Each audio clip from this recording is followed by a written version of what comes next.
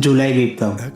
সম্মানিত শিক্ষক ও প্রিয় বন্ধুরা, আজ আমি জুলাই বিপ্লব সম্পর্কে কয়েকটি কথা বলব। জুলাই বিপ্লব বাংলাদেশের ইতিহাসে একটি গুরুত্বপূর্ণ ঘটনা। 2024 সালের জুলাই মাসে সরকারি চাকরির কোটা ব্যবস্থা নিয়ে শিক্ষার্থীদের আন্দোলনের মাধ্যমে এর সূচনা হয়। পরে সাধারণ মানুষও এই আন্দোলনে অংশগ্রহণ করে। আন্দোলনের মূল লক্ষ্য ছিল বৈষম্য দূর করা এবং ন্যায় প্রতিষ্ঠান করা, সবার জন্য সমান সুযোগ নিশ্চিত করা। আন্দোলনের সময় দেশের বিভিন্ন স্থানে মিছিল, সমাবেশ ও বিক্ষোভ অনুষ্ঠিত হয়। এই সময় অনেক মানুষ আহত ও নিহত হন, যা জাতির জন্য অত্যন্ত বেদনাদায়ক।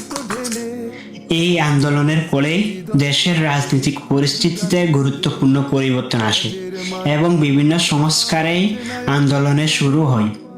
জুলাই বিপ্লব আমাদের অন্যায়ের বিরুদ্ধে শান্তিপূর্ণভাবে প্রতিবাদ করা, ন্যায় বিচারের প্রতি শ্রদ্ধাশীল হওয়া এবং দেশের কল্যাণে একসাথে কাজ করার শিক্ষা দেয়। এটাই ছিল জুলাই বিপ্লব সম্পর্কে আমার সংক্ষিপ্ত বক্তব্য। সবাইকে ধন্যবাদ।